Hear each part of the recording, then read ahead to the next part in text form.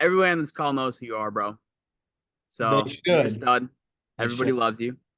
Um, what I really want to emphasize on this team call today is the power of organization and knowing your numbers. We had a long call in my off or long conversation in my office last week, and you were just running us through like your organization, what you're doing, tracking everything. So talk to us the importance. First of all, why is it so freaking important to know your numbers and track everything? Well, yeah, I mean, so you guys have probably all heard from me before. Like, this is a very subjective business, but good businesses make decisions based on data. So, like Apple, for an example, people always kind of crap on them. I like to use them as an example. They say, hey, the iPhone, it never has any great updates. But guess what? They make billions of dollars every year by just basically refreshing their product because they know that the marketing that they put into, like the money they put into marketing, is what's going to make them profit, right? They don't need to spend money on tech or development because they have that number down. They're going to make that decision based on the data. So it should be the same translation when you guys are tracking and managing your own business. Where does your money or where does your time best go to generate revenue for your company? So, like we always talk about the three money making activities, right? Dialing, closing, and recruiting, right? So, how can I reallocate funds to be able to maximize my efforts to be able to do those money making activities? And it all just goes back to like where your money is going, what you're bringing in, and then you use that to kind of bake around like where you're spending your time essentially. So, yeah, I'm in the process of kind of refining that and tracking things over like a quarterly basis so that I can reallocate funds to new things for my business to help me become more profitable. 100%. And Buck, I'll give you the spotlight and the floor, and bro, just walk us through and explain everything that you're tracking and how you track it. Yeah, for sure. So obviously, like at its core, at the root, the most important thing is your activity.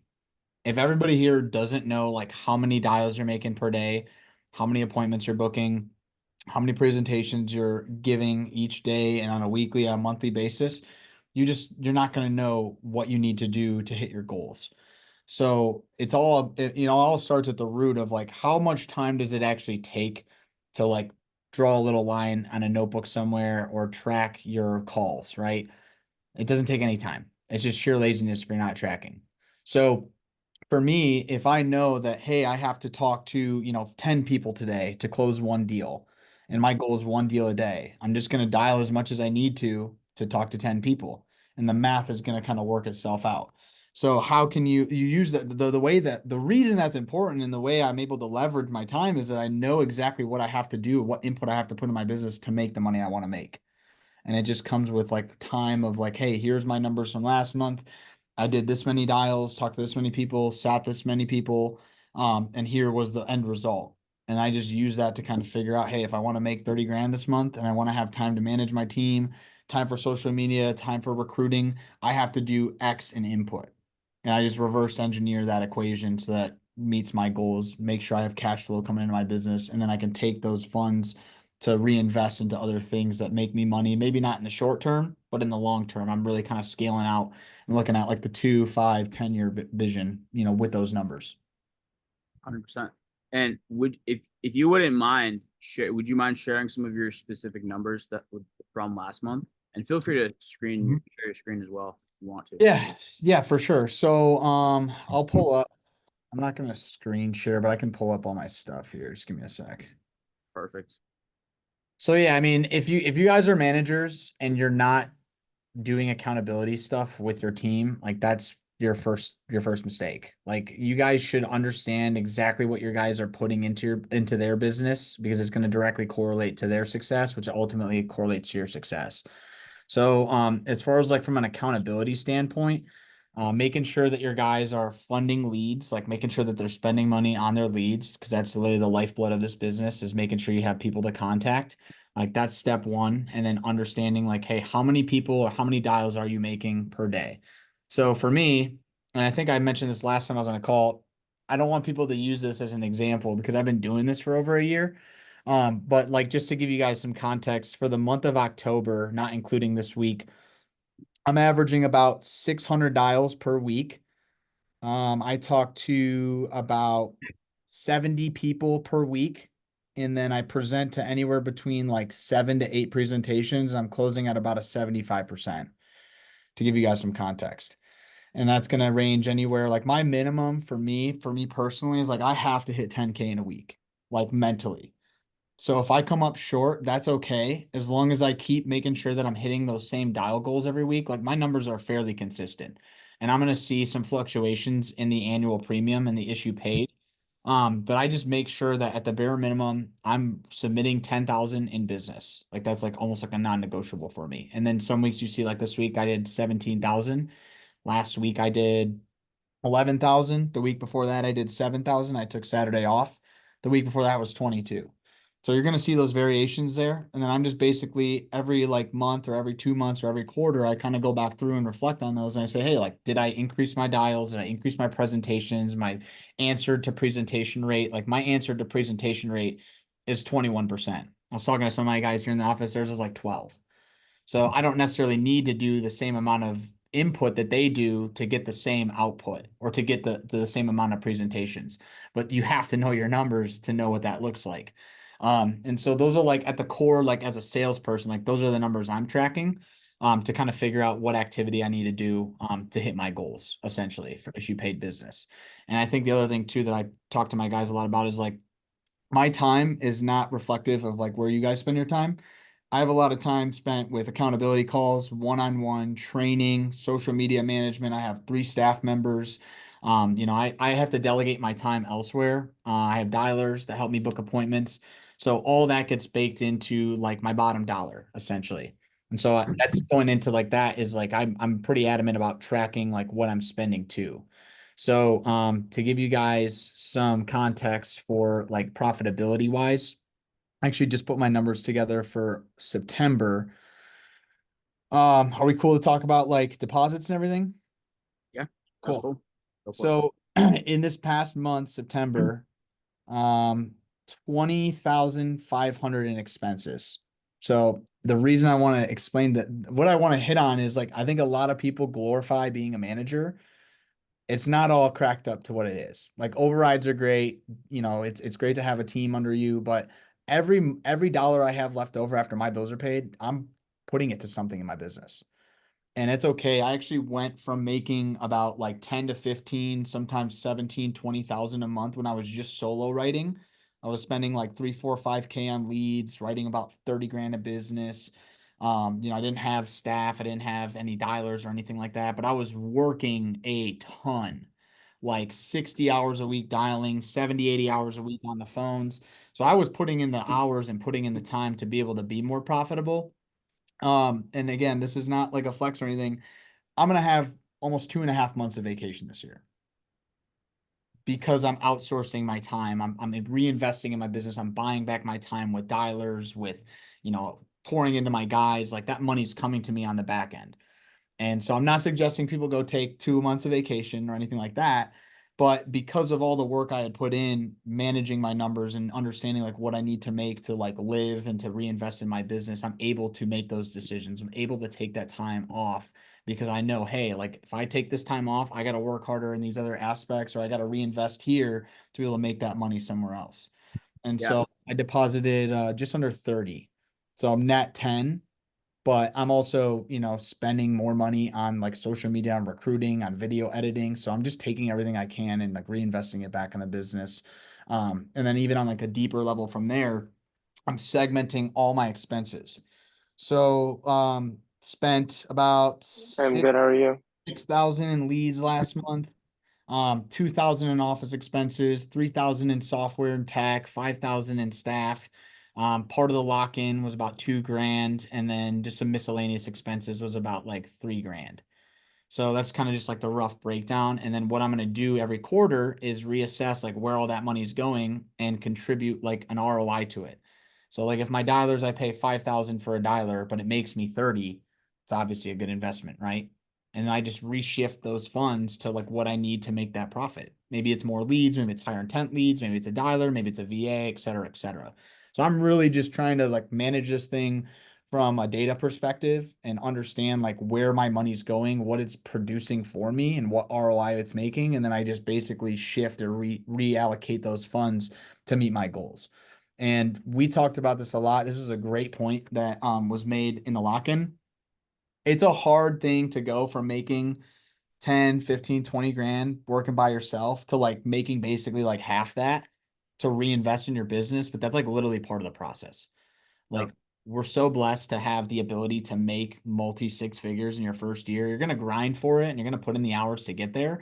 But like most businesses don't make any money for like sometimes 2 to 5 to 6 years. These people are living on scraps, money that they had saved up. You know, they're cutting expenses, they're basically making no money to build something greater in the future. And that's really what I'm trying to do is like I realize the potential to like make multi 9, 8, 9, 10 figure exits in this business. It's going to come with some sacrifice. So you're going to have to reinvest early on to build that up and then look at what that's going to generate for you a year out, 2 years out, 5 years out. And you're a perfect example, Jonah. Like I'm probably one of the first like 20 guys you brought on.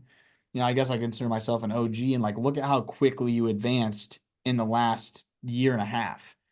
I'm sure you probably weren't making the money you're making now when you first started building, No, right? not at all. And guys, I want to just emphasize the importance on what Buck said, where it's I would much rather net. And we have the same philosophy now, but Buck, you're in the same spot we were a year ago. Very similar position a year ago, where we've had many conversations about this, dude. I would rather net much less now and invest much more back in the business because that's going to come back tenfold. A year from now, 2 years from now, et cetera, and just scaling it and building up. And we still have the same philosophy now. Like our business expenses are more expensive than they ever been, but we're perfectly fine with that because we know that's just going to allow us. That's going to grow the business. We're going to generate more revenue, et cetera. And you said something really important that I want to make sure that I want to hammer this home on your point. Where I had to learn this the hard way. Where when I first got into sales, and all of us on this call, like you guys first get started, your business is a one-man show, but you're never going to grow a big business being a one-man show. It's physically impossible. You can work 18 hours a day and it's still not going to happen. And some of you guys have heard me share this before, but I came in and there's a lot of like in the entrepreneur world, there's a lot of like grind, grind, grind. Nobody can outwork me, which yes is true, and especially in the early stages, you guys have to work hard to have success. But you have to. It's more important and just as important to have leverage in your business because if you guys don't understand the concept of leverage, you're gonna get burnt out very fast. So what Buck said is, hey, dude, he's making more money and he's having better results working less than some people that are working 12, 13 hours a day because he understands the concept of leverage and staff and allocating his time to spend time on the highest leverage activities. Because think about if me and Claudia, for example, didn't have any staff and we were doing all the onboarding, all the contracting, all the back end work, admin stuff, didn't have a dialer, dude, there's no way we'd be where we're at right in the business. It's physically impossible. There's not a much enough hours in the day. So I want you guys to all ask yourselves, like, how can I spend the majority of my day, essentially my entire day, generating the highest leverage activities in my business? And in this business, that's, you know, dialing the phones, closing deals, selling life insurance, training agents, or recruiting. So anything outside of those three activities, you guys should be outsourcing to staff.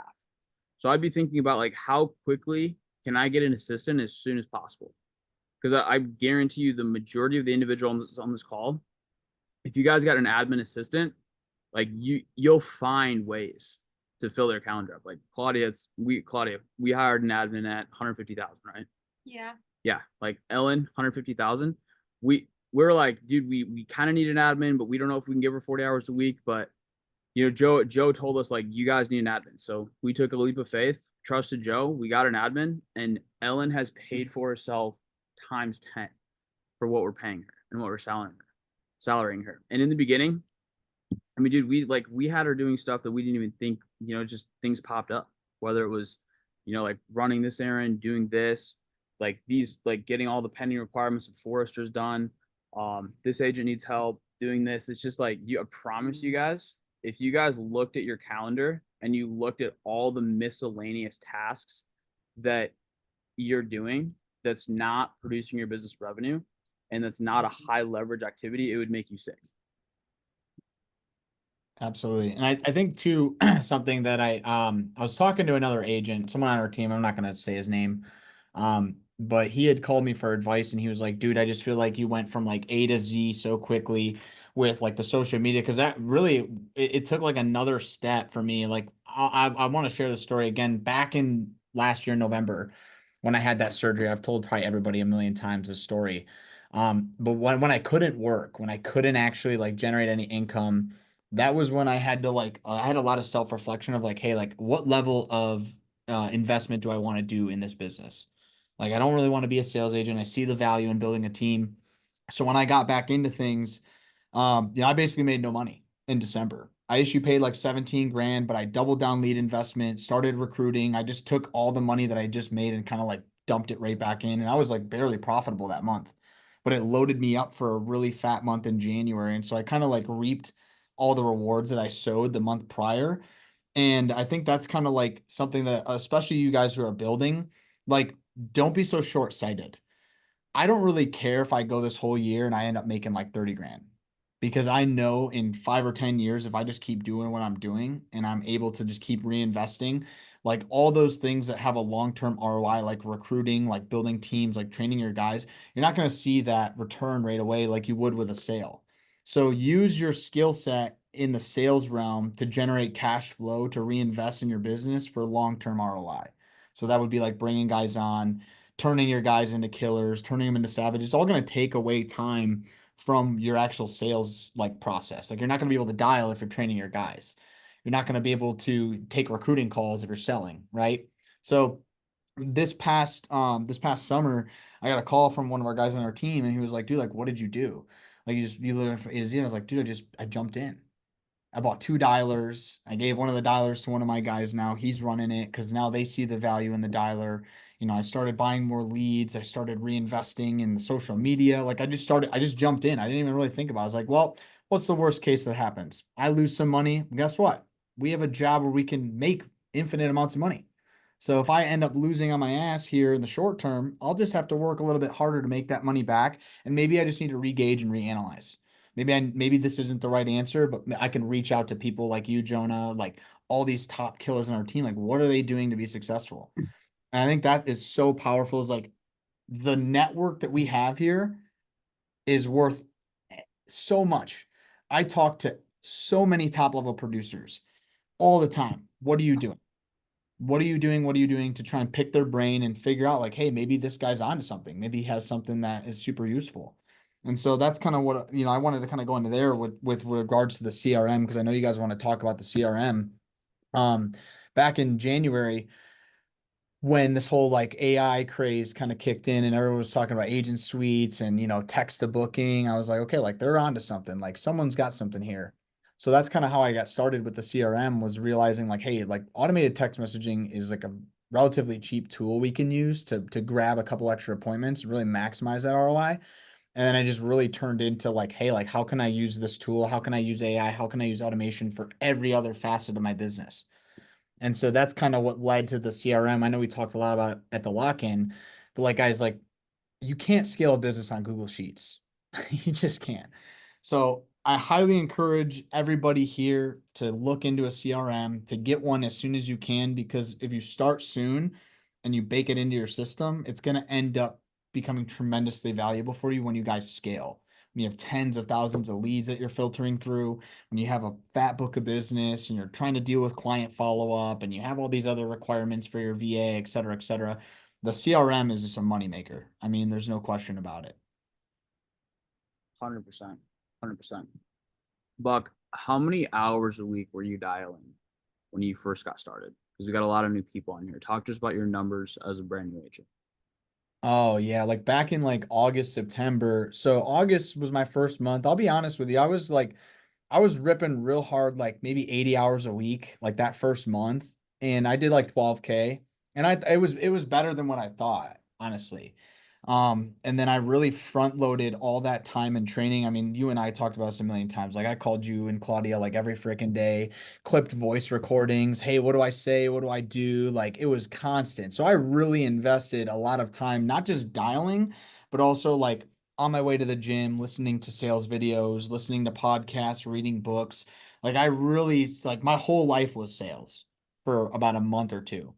And then in September, I think I issued like just under 21 grand. I hit what I thought was like my year-long goal in the second month. I was all jazzed up and I got kind of cocky. And October, I had a vacation that I had planned before I got in the business. And then November, I had the surgery. So it really like kind of humbled me. I was like, maybe I'm not as good as I actually think I am, which I found out I wasn't. But then getting back into December, 4 months in, dude, I was working probably 80 hours a week, dialing probably 50, 60 hours minimum. I was just like, dude, I'm gonna figure this out. And like if these guys can do it, like no reason I can't. And so now I'm finally at the point where like, I'm still working a lot. I'm still working around the clock, helping my guys, but I'm really like recessing my time spent like dialing and starting to focus on other aspects of the business like outside that are still important for growth. But I'm still able to hit my same numbers. Like I'm still as productive and still writing as much, if not more business, physically dialing less. And I'm just taking that time to go to other things like podcasts and videos and management and all this other fun stuff that is essential for business, but is not necessarily going to generate cash flow. Yeah. Yeah. Claudia said, yeah, I'm looking at his old dial tracker consistently, 15, 20 presentations back then, and your close was around 40 to 50%. Sounds about right. Yeah. But a lo- coming into this, you had the right mentality. You breathed, eat, slept, life insurance, figuring this business out, which I was the same exact way. And that's really, especially if this is your guys' first sales job, that's how it's got to be. If you guys come into this and you treat it like a W-2 job, 40 hours a week, clock in, clock out, well, it's going to pay you like a W-2 job. This is a business and we have the opportunity to make deep six figures our first year, but you got to take it serious and you got to get after it. Buck, what are some things that you're doing with your agents to to help your guys eliminate that learning curve and hit the ground running faster than you did? Yeah, for sure. So, I mean, I think step one, obviously, like making sure that they know that I'm just available for them, like at any time of the day. I get calls from my guys, like they're here in the office, like they come to me when they have questions. So, like, just really making sure that they know you're a reliable resource to like lean on for when they need help. That's like the biggest thing too, is like there are plenty of times where like I'll almost like step out of what I'm actually doing, even though it's important to like help them out, because like my success is their success. If they're not depositing money and selling deals, like if they're not helping families, like they're not going to stick around long term because they're not going to be profitable. And like that's my priority right now as a manager. Is like I don't really care what my situation looks like as much as I care what their situation looks like. So just being there for them and like letting them know like, hey, if you have questions, like I'll make time for you. Might not be right this second, but like I'll make time for you. And then also like weekly accountability calls, daily trainings, like one-on-one time. Like if my guys need help, like they know I'm here for them. So if they are struggling with some aspect of the business, if not necessarily like dialing, that's more of like an accountability issue. But if they're like struggling with like the sales process or a presentation, closing, whatever that looks like, we make sure that we have like recorded calls we can review. And to be honest with you, there are times where I don't necessarily have the answer. So I just defer to someone who does, which is where that network comes in pretty heavily, right? Hey, I might not have experienced this. So like let me get you plugged in with someone who has gone through this that can help you better than I would. So really just leveraging my network. That's more of like on the training side. And then as far as like, providing them like resources and tools, the CRM again is just super big for organization, for accountability. I can see all their pipelines. I can see where they're at, how they're organizing and structuring their day. The office, like my guys don't pay for the office except for Devin, shout out, because he's not direct to me. But like all these things I want to provide my guys. I don't want them to have to pay for at all. Yeah, yeah, thanks, Devin. That's And funny. But yeah, uh, whatever I can provide them that's going to help them be more effective and more practical, or more efficient on the phones, like whatever it is. I don't care if it's a CRM, phone burner, We're talking about doing an agency admin so that they can have all their work built out for them as well. Like anything they need, dialers, whatever it is, like I'll get it for them. I don't care what it costs. I really, 100%. I really like what you said about leveraging other people because we all have different strengths and weaknesses. It's you're like, hey, if I don't have the answer to that and I'm not very good at that, I'm deferring them to this person. Where, well, guys, we're all one team. And as a manager, I've seen, I don't, no one really in our organization, but I've seen other managers and they just almost try to like, safeguard their agents and like, hey, I'm the only person that you talk to, and I'm the only person that's training you, and you're shooting your agents in the foot doing that, and that's egotistical, and that's not a good leader. And that's an insecure leader.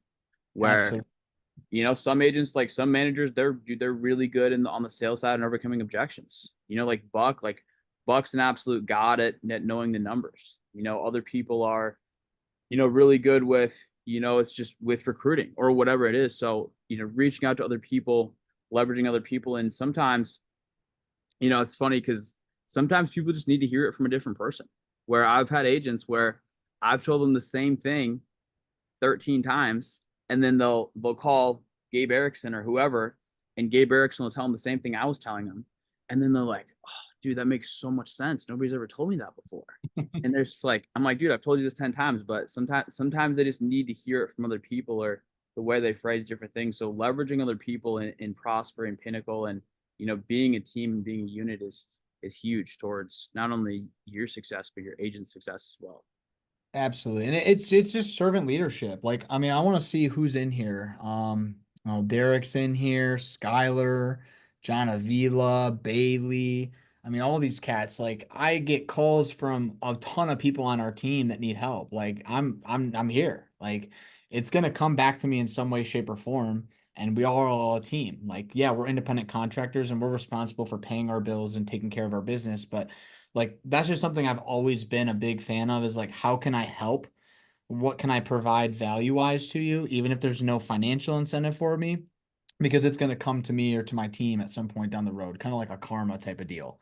But yeah, dude, like anybody needs help, you guys get my number, just call me. I mean, I don't really care. Like I'll make some time for you. Just let me be tactical about it so it's not like in the middle of a presentation and you're blowing up my phone like, "Hey, I need help." So, but I'm here for everybody, dude, and I think that's just like the mentality we need to share is like we all are one unit, we are all one team. We have the same goals, we're in the same alignment, same vision. So whatever I can do to help you out, just let me know. And if I can't get you the answer you're looking for, I'll find someone who can.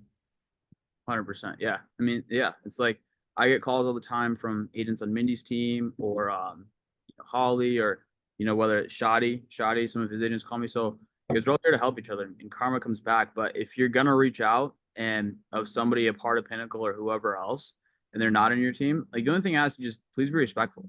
Like if I'm reaching out asking for help for somebody that's not on the team, it's not a 30-minute long phone call. It's typically, hey, I know you're busy. Hey, real quick, got a question on this. And then boom, it's 5-minute call tops, typically 1 or 2 minutes. Just boom, boom, boom. What device would you have here? And that's it. And same thing, like we're all like, regardless if they're on your team or not, we're all busy. Me and Joe's phone calls consist of typically 2 minutes or less. It's, hey, quick question here. What would you do here? Boom, boom. Because we're all building businesses. We got work to do. We're not calling people to shoot the shit. We're calling people to leverage their skill set and get better.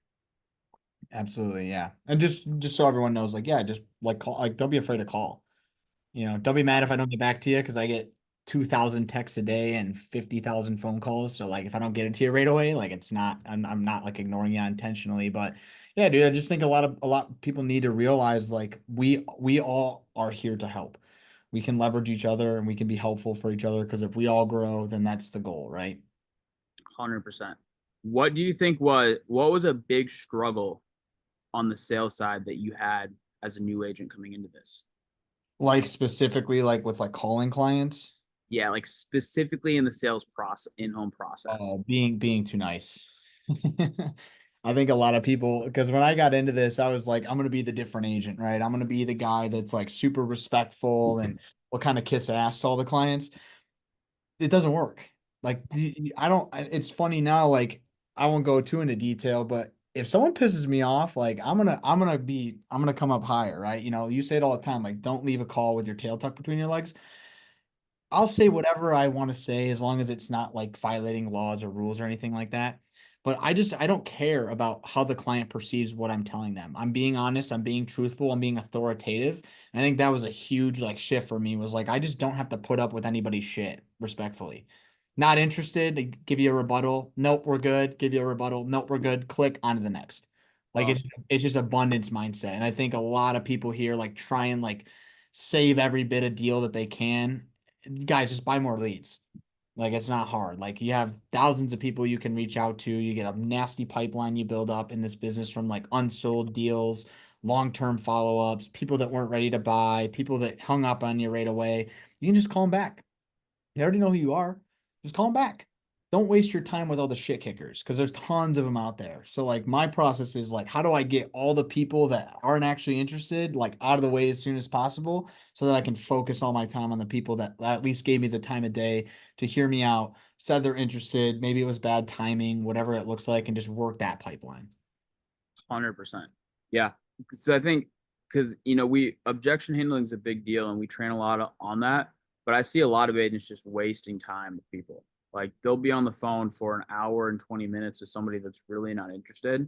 They get to the end and just hoping and praying that they buy anyway and let the client bully them into showing them numbers just for them to like, all right, I'm going to think about it, click, and you Hmm. never get them on the phone again. And then that agent's discouraged versus, It's oh, and you go ahead.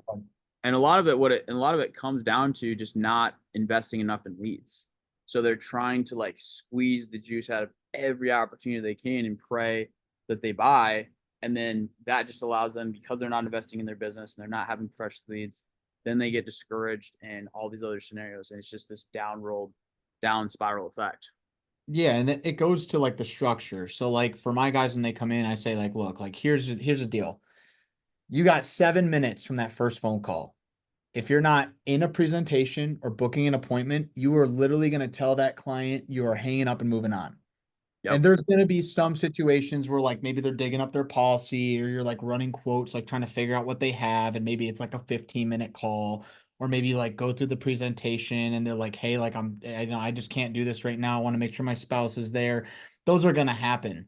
But like set yourself a timer. Like I have 7 minutes to either get into the presentation process or book an appointment. And if you're not advancing the sale, like, hey, I gotta go. I'll call you back later. Click, move on. And then I just have it kind of all broke down. Like it's 10 minutes for appointment booking, 10 minutes to get in the presentation.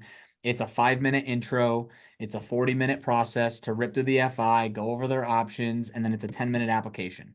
So my window from initial call to close is anywhere between an hour to an hour and a half. And that's going to be dependent on how many medications they have, if it's a his and hers, how many policies we're writing. There's going to be some variation in between there, but that really helps me kind of balance my calendar too. Like if I'm double booking an appointment and I have another appointment right after that in an hour, like I block out for an hour, right? So that if I finish that call, I have a better opportunity or a better chance of getting the next person on the phone as opposed to like stacking all my appointments like 10 minutes apart. So it helps me kind of balance my calendar out as well.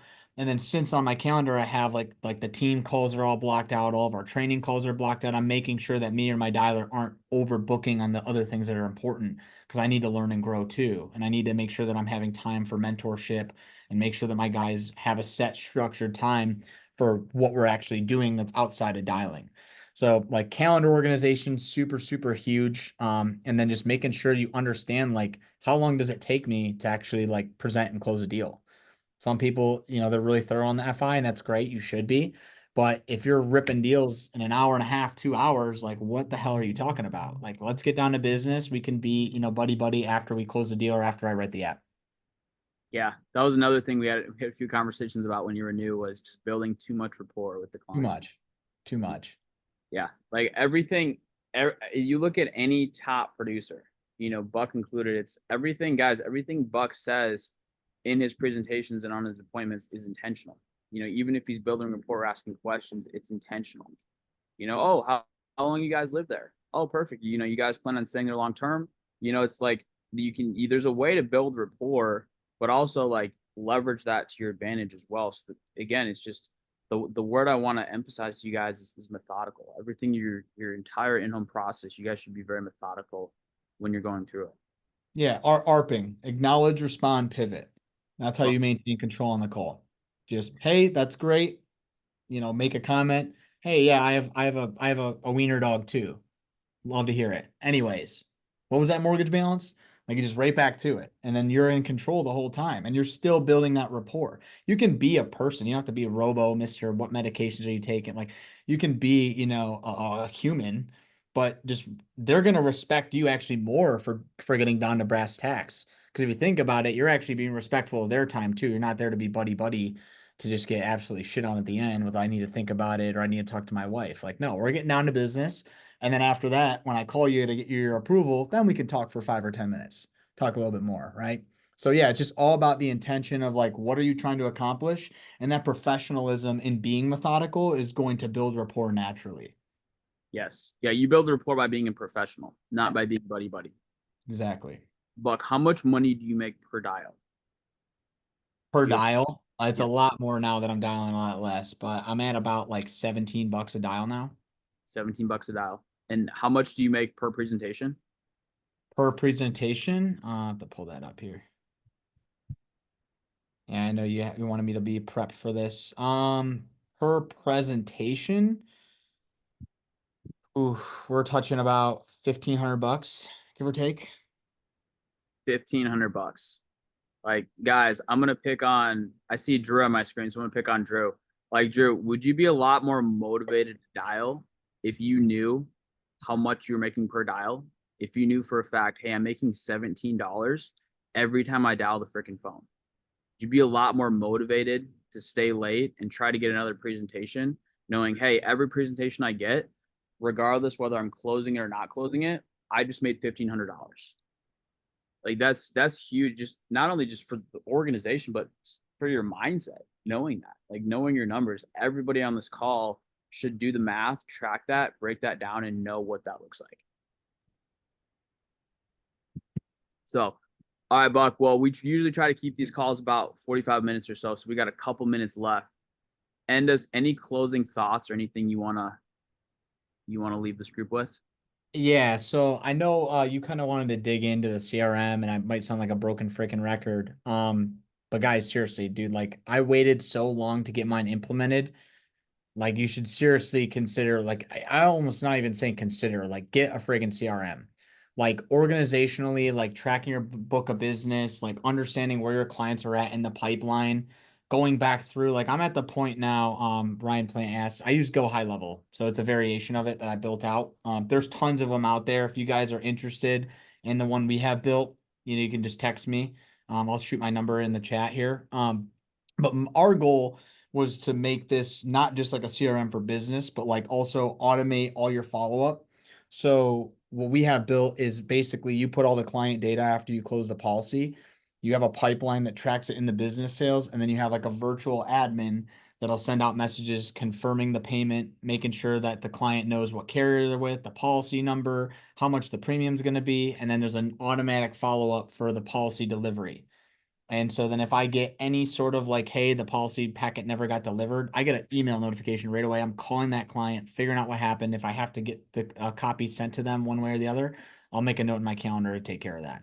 So with follow up, with lapse policies, all that's tracked through a CRM so that I can go back through and I think I made a comment about this in the sales pipeline or in the Discord.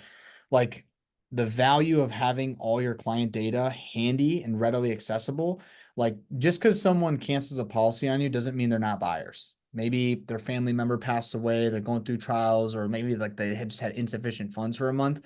Like if you guys can maintain that relationship for the long term, you're going to end up getting so many policies back on the boards, referrals. So again, it's just that long-term vision, but having a system to track it that isn't just like Google Sheets, have the client data highlighted a certain color, it's not going to help you guys long term. So get a CRM, get plugged in, make sure that all your leads are organized thoroughly. You guys can go back through and call people that no showed you, call people that unsold, like the top 1% of salespeople in the sales industry, not just in insurance. They follow up with unsold policies. They call their no-showed appointments. They make sure that their people don't know that they're there, and they make sure that they're going back through any past business and asking for referrals. So find a way to do that. Find a system, find a calendar, a time that works for you to get all that handled. And then we're also coming out in a couple of months here with reporting software so that we can start allocating opportunity values. So basically what the annual premium is per client. We're going to have all that reported in there so we understand like how much of our business like charge back like dollar wise, how much was submitted, what each opportunity value is. And so we're trying to really get a reporting software set up so we could track everything like with actual real data, not just like 100 policies, 5 canceled. Like I wrote 180,000 and like 30,000 canceled.